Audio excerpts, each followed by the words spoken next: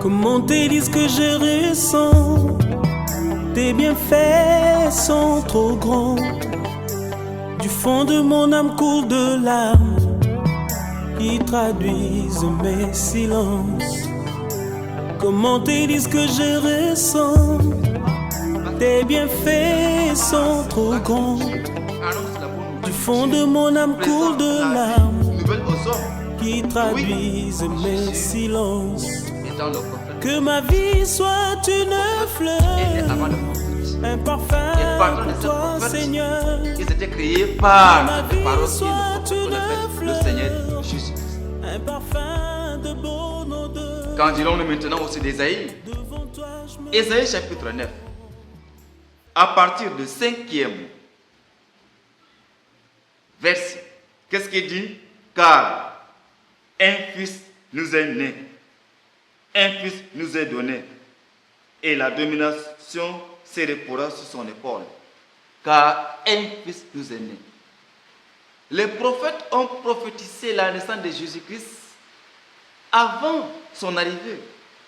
Mais les hommes se sont posé la question, et il s'agit de quel prophète, il s'agit maintenant de quel fils de Dieu. Mais nous ne sommes pas le fils de Dieu, nous sommes le fils de Dieu selon la poussière. Nous sommes le fils de Dieu selon la poussière. Adam est aussi le fils de Dieu selon la poussière, mais Jésus est le fils de Dieu selon l'esprit qui est la parole de vie.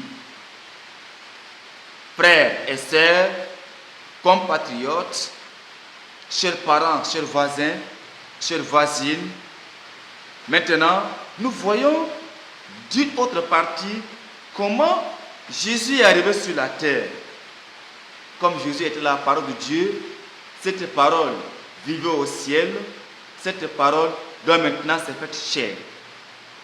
Dans Jean Évangile, chapitre 1, à partir de verset 1 jusqu'à le 10e verset. Comme cette parole était esprit au ciel, auprès de Dieu, et c'est partant de cette parole que tout ce que nous voyons a été créé à travers cette parole, parce que Dieu parle seulement, tout nous voyons, ça s'exécute tout seul. Donc, cette parole va maintenant faire comment pour arriver sur la terre pour que les hommes reconnaissent que c'est le Fils de Dieu. Dans Jean, Évangile, chapitre 1, à partir du premier verset, on dit: au commencement était la parole, et la parole était avec Dieu, et la parole était Dieu.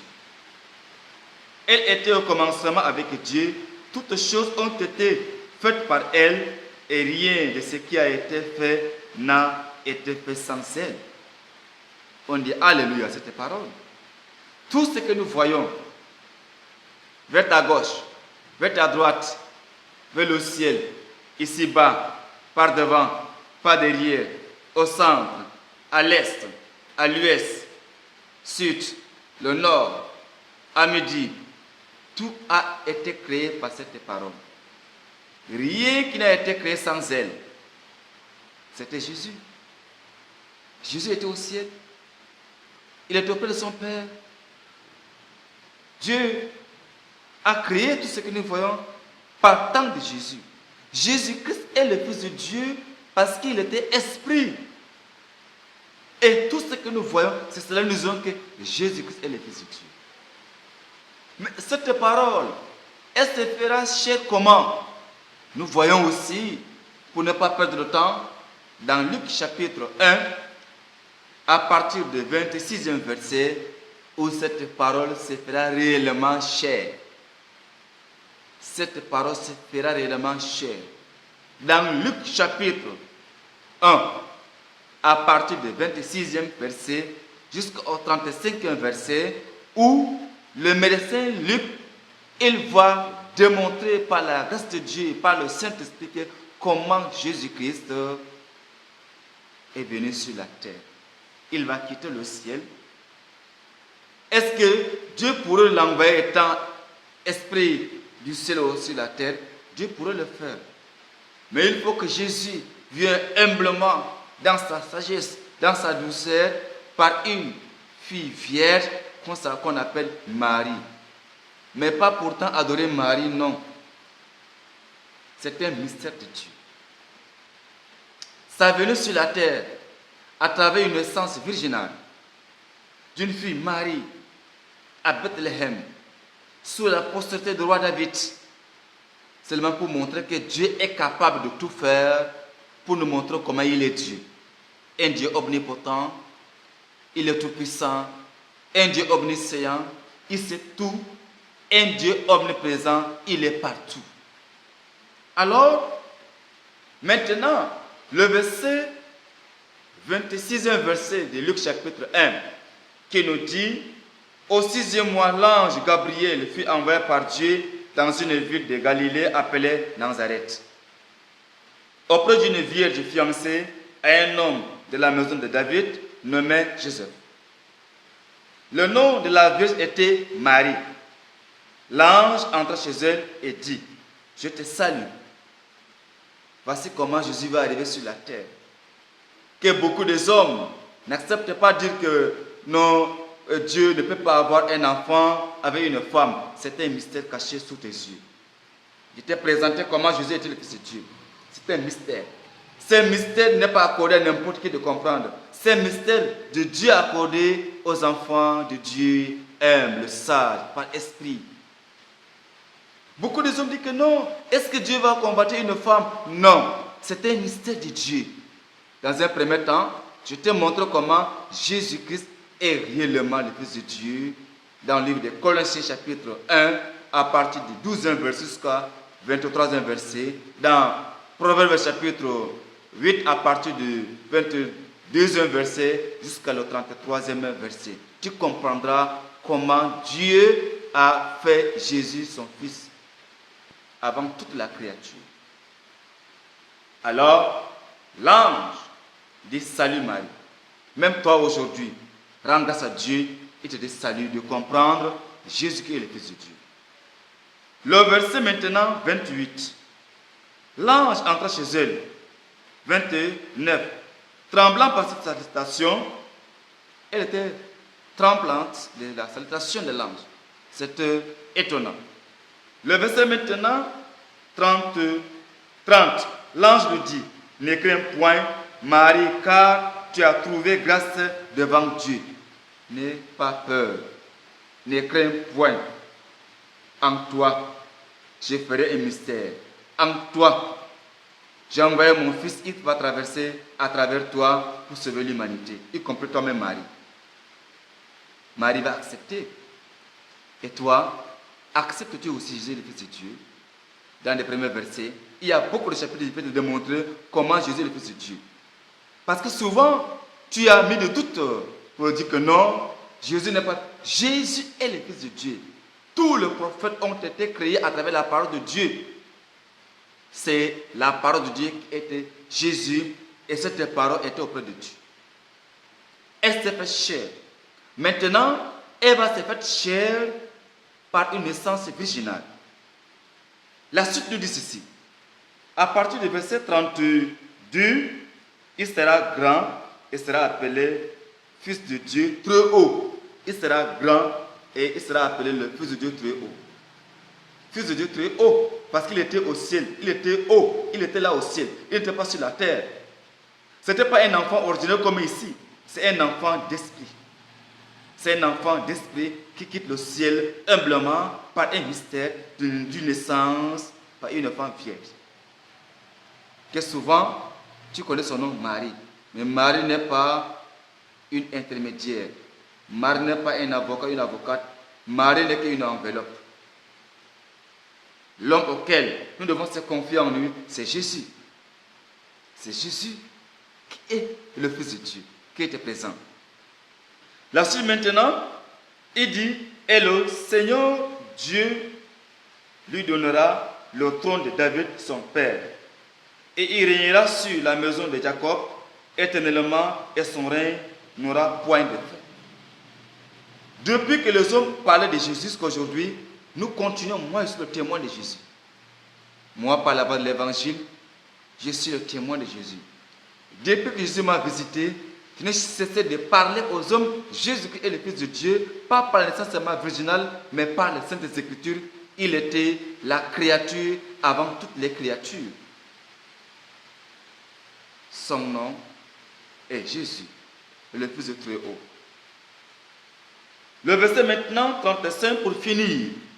L'ange lui répondit, le Saint-Esprit viendra sur toi et la puissance du Dieu Très-Haut te convaincra de son nombre. C'est pourquoi le saint enfant qui sortira de toi sera appelé Fils de Dieu. L'ange lui dit, le Saint-Esprit va venir te couvrir. Le Saint-Esprit quittera le ciel, il va entrer dans ton entraille. L'Esprit de Dieu qui était au ciel entre en toi. Et cet Esprit de Dieu va avoir une naissance. La parole qui était au ciel, elle se fera chair. Elle va descendre dans ton entraille et tu vas l'accoucher. Alléluia. Jésus-Christ, en réalité, en toute plénitude, dans toutes les vérités, dans toutes les saintes écritures, Jésus-Christ est le Fils de Dieu. Si toi, dans ta religion, si ton prophète t'a pas enseigné que Jésus est le Fils de Dieu, c'est que ton prophète n'héritera point le royaume des cieux. Par les saintes écritures, il y a beaucoup de textes que je peux te présenter, il y a beaucoup de textes que je peux te donner qui confirment que Jésus est le Fils de Dieu. Crois à cela. Pas seulement par la naissance virginale, mais Jésus est la première créature parmi toutes les créatures. Et partant de cette créature, que Dieu va maintenant créer tout ce que nous voyons. Gloire à Dieu. Jésus-Christ est le Fils de Dieu. En réalité, sans Jésus, ta religion, elle, est morte en elle-même. Sans Jésus-Christ, ton église est morte en elle-même. C'est pourquoi Jésus dit, croyez en moi. Dans Jean 14, à partir du verset 13, tout ce que nous demanderons au nom de Jésus, mon Père le fera. Tout ce que vous demanderez en mon nom, dans Jean 15, à partir du 16e verset, tout ce que nous demanderons en son nom, Dieu le fera. Parce que tout a été accompli sur la croix. Jésus était la parole de Dieu. Jésus était le Fils de Dieu invisible. Il a quitté le ciel. Il est descendu parmi nous ici. Il nous a convaincus. Il nous a persuadés. Il a fait des miracles. Au nom de Jésus, les démons prennent fuite. Au nom de Jésus, les maladies quittent. Au nom de Jésus, toutes les difficultés quittent. Au nom de Jésus, nous allons faire des miracles qu'aucun prophète ne peut faire sur la terre. Jésus nous a dit, quand vous allez recevoir mon esprit, vous serez mes témoins en Jérusalem, en Galilée, à Judée et dans l'extrémité de la terre. Dans Actes des Apôtres 1, à partir du 8e verset, il dit, lorsque vous recevez la puissance d'en haut, quand je m'en serai allé, je vous enverrai un autre consolateur, et ce consolateur rendra témoin de moi, même ce que tu n'as pas connu, tu vas parler de cela. C'est grâce à l'évangile. C'est grâce au Saint-Esprit. Tu n'as jamais compris parce que tu n'as pas encore goûté le don de Dieu. Tu n'as pas encore reçu le baptême du Saint-Esprit. Jésus-Christ est le Fils de Dieu. Est-ce que tu sais Jésus? Qui est ton prophète? Qui est ton sauveur? Qui est donc ton révélateur? Qui est ton consolateur? As-tu reçu le consolateur comme Jésus-Christ?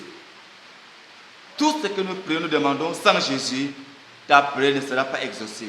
Je te conseille maintenant, abandonne ce totem, abandonne ce petit Dieu, accepte Jésus maintenant qui est le Fils de Dieu. Il vient bientôt. Il dit, voici, je viens bientôt, ma rétribution est avec moi.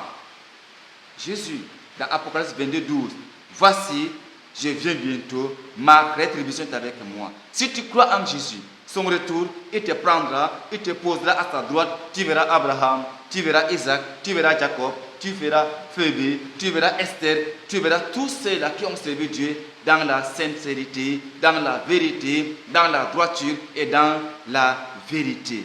Accepte cet homme de Jésus. Voilà Jésus-Christ. Moi qui suis son témoin, je te présente que Jésus-Christ est le Fils de Dieu. Sans Jésus, ta croyance est inutile. Accepte Jésus. Que le Seigneur te bénisse. Que le Seigneur te bénisse. Dans ton entreprise, s'il n'y a pas Jésus, elle ne te progressera pas. Dans ton métier, si tu ne mets pas Jésus, elle n'aura pas, n'est-ce pas, ton métier n'aura pas le sens. Dans ta prière, si tu ne mets pas Jésus le Fils de Dieu dans ta prière, c'est que ta prière n'est même pas allée au-delà de ta taille. Elle va tomber encore davantage. Mais dans tout ce que tu fais, confie Jésus. Que Jésus soit le volant de ton entreprise. Que Jésus soit le volant de ton église. Que Jésus-Christ, le Fils de Dieu, soit la tête de ton église. Jésus est le corps de Christ. Jésus-Christ est le corps de Christ. Jésus est le corps de son église. Dans ton église, si tu ne parles pas de Jésus, si tu ne crois pas à la parole de Dieu qui nous dit Jésus le Fils de Dieu, c'est que ta croyance, elle est morte en elle-même. C'est pourquoi tu as fait des rapatages. Tu as prié, tu as demandé même la prière à tout homme. Mais jusqu'à là, tu n'as pas trouvé la solution à cela. Pourquoi? Parce que tu n'as pas connu Jésus comme le Fils de Dieu. Quand Jésus était venu dans Matthieu chapitre 3, lors du baptême de Jean-Baptiste dans le Jourdain, quand Jésus a eu déjà le baptême, aussitôt une colombe est descendue sur lui. Dieu dit, voici mon fils bien-aimé, que j'ai mis mon affection en lui. Croyez en lui. Alléluia. Est-ce que ton prophète que tu adores, à toutes les prières, est-ce que Dieu a confirmé sa vie comme Jésus? L'apôtre, les gens Jean-Baptiste a dit, je suis l'évangéliste qui est venu préparer le chemin devant celui que le Messie attendu. C'est Jésus. Jésus-Christ est le roi des rois. Jésus-Christ est le sauveur des sauveurs. Jésus-Christ est le Fils de Dieu. Vive le Fils de Dieu, Jésus-Christ. Vive le roi des rois. Il est là, autour de toi. Il est là, dans ta vie. Si tu l'acceptes, tu verras la gloire de Dieu. Que le Seigneur te bénisse pour ce temps favorable. Je remercie Seigneur Dieu. Par ta volonté, tu m'as accordé ce temps de donner la parole aux hommes. Bénis tous ceux qui m'entendent. Bénis tous ceux qui te cherchent. Jésus soit le volant dans leurs véhicules, dans leurs voitures, dans les entreprises, même ceux qui n'ont pas d'enfants, ouvre les entrailles. Que le Seigneur te bénisse. Que le Seigneur t'accorde la grâce dans les Saintes Écritures. Au nom de Jésus qui vient bientôt. Amen. Dans la paix du Seigneur Jésus-Christ. Amen. Il a reçu le nom au-dessus de tout nom. Il a reçu le nom au-dessus de tout nom. Il est sorti vainqueur du plus profond de la terre. Tout genou fléchira lorsqu'on parlera de l'agneau. Tout genou fléchira lorsqu'on parlera de l'agneau.